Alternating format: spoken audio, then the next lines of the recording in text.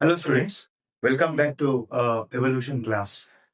Today, we are going to talk about a very important topic, which is there in your class 12 NCERT, that is filariasis or elephantiasis, which is the swelling of the lymphatics, specifically in the lower limbs. Right. So, how does it occur?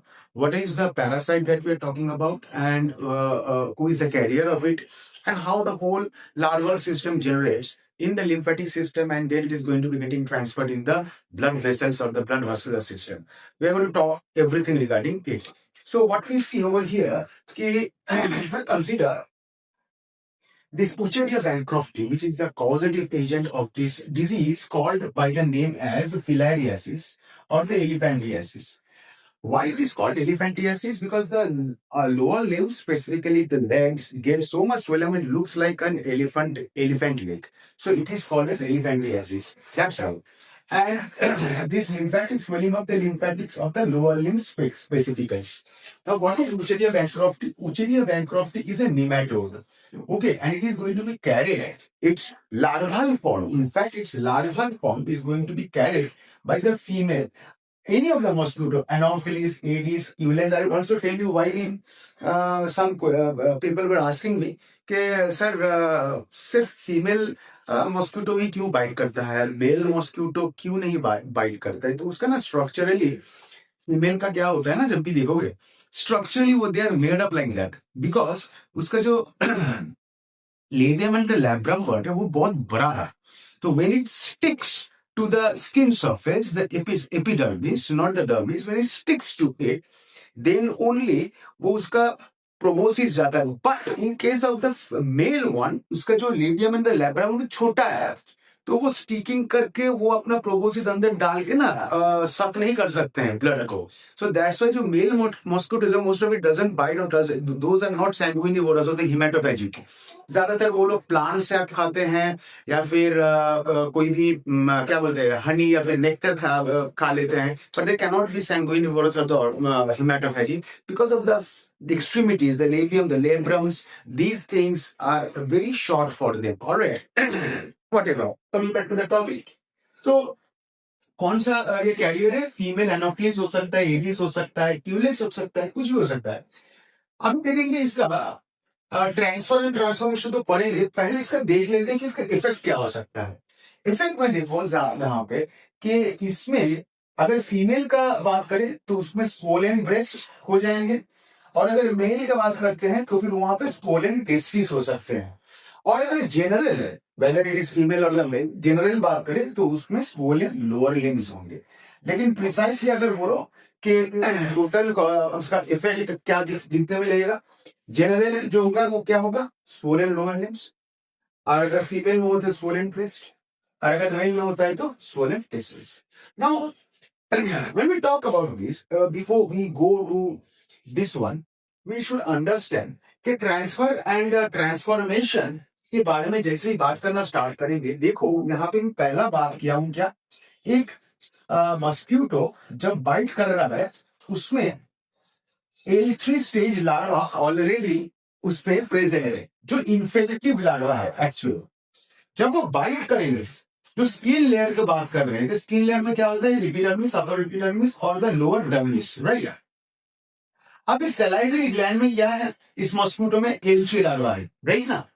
अब जब epidermis को भेद करके dermis layer में आएंगे, proboscis insert करेंगे, तब dermis layer में देखो ब्लड वेसल्स भी है एंड लिम्फ वेसल्स भी है, राइट. अब जैसे डर्मिस लेयर को वो क्रॉस करेंगे, फर्स्ट वो कहां पे इन्फेक्ट करेंगे, बहुत इंपॉर्टेंट है. फर्स्ट वो इन्फेक्ट करेंगे देखो लिम्फ वेसल्स, ब्लड वेसल्स में पहले नहीं करेंगे, वेरी इंपॉर्टेंट. अब जैसे ये लिम्फ वेसल्स में वो इन्फेक्ट कर दिए तो L3 लार्वा कहां पे चले गए? लिम्फ वेसल के अंदर. और यहाँ पे लिम्फ वेसल्स के अंदर 2 बार मोल्टिंग करेंगे. How many times? 2 times moulting करेंगे. Third moulting, this is the moulting, this is the moulting stage. Third moulting करेंगे एंड फोर्थ मोल्टिंग करेंगे, करके एडल्ट फॉर्म ऑफ लार्वा चले जाएंगे. ये एडल्ट फॉर्म मेल और फीमेल दोनों होंगे. अब ये मेटिंग करेंगे. कहां पे करेंगे? लिम्फ वेसल्स के अंदर ही करेंगे. और ये मेटिंग करने के बाद किस में आ जाएंगे? माइक्रोफिलरी या फिर L1 लार्वा, माइक्रोफिलरी या फिर L1 लार्वा। अब ये L1 लार्वा जिसको हम लोग माइक्रोफिलरी बोल रहे हैं, इसमें एक शीट होते हैं। क्या होते हैं? एक शीट। सो बेसिकली क्या होते हैं, सॉरी क्योंकि ये होते हैं तो इस ओवोविविपेरस दैट्स व्हाई एक शीट रहता है, इंसिस्टेड बोलते हैं इसको। माइक्रोफिलरी स्टेज, L1 स्टेज में जैसे ही आ जाएंगे, हम लोग जानते हैं कि lymphatic vessels will ultimately connect with the blood vessels. अब ब्लड वेसल्स में जैसे ही ये माइक्रोफिलरी अंदर चले जाएंगे, इस पॉइंट ऑफ स्टेज अभी वो ह्यूमन क्या हो गया? इन्फेक्टेड हो by what? Microfilariae L1 larva carry कर रहा है किसमें? ब्लड वेसल्स में। अब जैसे ही फिर से एक मॉस्किटो बाइट करेंगे, बाइट करने के बाद ये जो माइक्रोफिलरी L1 लार्वा है उसका गट में चलेगा। जैसे ये गट में चला गया, इस गट में उसका ये जो शीट है, एक शीट है, वो रिमूव हो जाएंगे। जैसे रिमूव हो जाएंगे, ये गट को इवेट करेंगे, वो कहां पे चला जाएगा? जैसे ये गट को इवेट करेगा, ये इवेट करने के बाद थोरैक्स में चला जाएगा। कौन चला जाएगा थोरैक्स में? L1 larva. अब ये थोरैक्स में क्या करेंगे? थोरैक्स में ये जो L1 लार्वा पहुंचे, थोरैक्स में फर्स्ट मोल्टिंग करेंगे और वो L2 बन जाएंगे, L2 larva. And L2 larva second molting करेंगे और चला जाएगा किसमें? L3 larva. अब ये L3 लार्वा सलाइवरी ग्लैंड में जाएगा। अब this mosquito now carries what? The infective larva, that is the L3 larva. अब जब भी वो कोई नया वर्जन को बाइट करेंगे तो L3 लार्वा उसके अंदर फिर से चला जाएगा and the cycle will keep on continuing. तो अगर इसका मार्किंग करना है, देखो फिर से मैं बता देता हूं, मस्किटो बाइट कर रहे हैं L3 लार्वा, कहां पे गया? डर्मिस लेयर में गया, राइट? डर्मिस लेयर में गया। अब डर्मिस लेयर से क्या होगा? डर्मिस लेयर पहला कहां पे इन्फेक्ट करेंगे? लिंफ में, लिंग में इन्फेक्ट करेंगे। लिंग में कितना बार मोल्टिंग हो रहा है? 2 बार, third moulting and fourth moulting. L3 से थर्ड मोल्टिंग, फिर से फोर्थ मोल्टिंग, और एडल्ट स्टेज में चले जाएंगे। एडल्ट स्टेज में क्या होगा? एडल्ट स्टेज में या फिर मेटिंग करेंगे। मेटिंग करने के बाद क्या हो जाएगा? माइक्रोफिलरी हो जाएगा। क्या होगा बाबा? माइक्रोफिलरी। माइक्रोफिलरी इसके ऊपर एक शीट रहता है और माइक्रोफिलरी को क्या बोलते हैं हम लोग? L1 larva. हुआ इधर। अब ये L1 लार्वा कहां पे चले जाएंगे? देखो बाबा, ब्लड वेसल्स में। जैसे ब्लड वेसल्स में चले गए, तब ये L1 लार्वा को मॉस्किटो जैसे ही बाइट करेगा तो वो क्या हो जाएगा? ये L1 लार्वा उसका गट में चला जाएगा। अब जब गट में चला जाएगा तो गट में क्या होगा? गट में होगा इसका जो एक शीट था वो रिमूव हो जाएंगे या फिर डिसॉल्व हो जाएंगे। जैसे ही डिसॉल्व हो गए तो फिर क्या होगा? L1 लार्वा जो है वो कहां पे चला जाएगा? थोरैक्स में, 9th पॉइंट, थोरैक्स में। अब थोरैक्स में जाके वो क्या करेगा? इन द थोरैक्स 2 चीज करेगा। यहाँ पे देखो 10th पॉइंट यहाँ पे हम मेंशन कर रहे हैं, this is 10th point. 10th point में क्या बोलेंगे? थोरैक्स में ये L1 से फर्स्ट मोल्टिंग करेंगे। फर्स्ट मोल्टिंग करके क्या बनाएगा? L2, और L2 सेकेंड मोल्टिंग करेंगे और क्या बना देगा? L3। So this is the 10th step. कहां पे हो रहा है? थोरैक्स में। थोरैक्स में कितना बार मोल्टिंग हो रहा है? यहाँ पर भी 2 बार मोल्टिंग हो रहा है। किसका मोल्टिंग हो रहा है? L1 का मोल्टिंग हो रहा है, राइट? L1 से L2, L2 से L3। अब ये L3 कहां पे चला जाएगा? L3 लार्वा ये चला जाएगा सलाइवरी ग्लैंड में। अब फिर से अगर मॉस्किटो बाइट करे तो इन्फेक्टिव लार्वा जो क्या है बताओ? L3 लार्वा फिर से इन्वेट करेंगे। This is the transfer and the transformation of उस एरिया डायग्राम। नाउ यहाँ पे और वो चीज बहुत इंपॉर्टेंट है। यहाँ पे लोग नॉर्मली क्या जानते हैं कि ब्लड वेसल्स में क्या होता है? ब्लड वेसल्स में आरबीसी होते हैं, प्लाज्मा होते हैं। अब जब ये ब्लड वेसल के अंदर बहुत ज्यादा प्रेशर होंगे तब ये प्लाज्मा ब्लड वेसल्स को इवेट करके कहां पे आएगा? टिश्यू स्पेस में। जैसे ये टिश्यू स्पेस में आएंगे तब क्या होगा? टिश्यू स्पेस में आने के तुरंत बाद ये जो लिम्फ वेसल्स देख रहे हो, ये लिम्फ वेसल्स, इसमें लिम्फ वेल्व्स है, ये लिम्फ वेल्व्स खुल जाएंगे और ये टिश्यू में जो प्लाज्मा जनरेट हो रहा है या फिर जो बन रहा है उसको अंदर ले लेगा। तो फिर ये जो लिम्फ या फिर प्लाज्मा जो अंदर चला गया, तो फिर क्या किया? ये जो लिम्फ वेसल्स का अंदर चला गया by the opening of the lymph valves. देखो टिश्यू स्पेस में ये प्लाज्मा एक्यूमुलेट करने से क्या करते हैं? रोक दिया। अगर नहीं रोक पाता तो फिर क्या होता? Tissue inflammation. What will happen? Tissue inflammation या फिर उडेमा हो जाएगा। तो ये देखो, ये जो प्लाज्मा इसके अंदर फिर से घुस गया, लिम्फ वेसल्स के अंदर घुस गया, तो ये goes back to the again the blood vessel to maintain the concentration gradient. This is a normal phenomenon, but it's very important.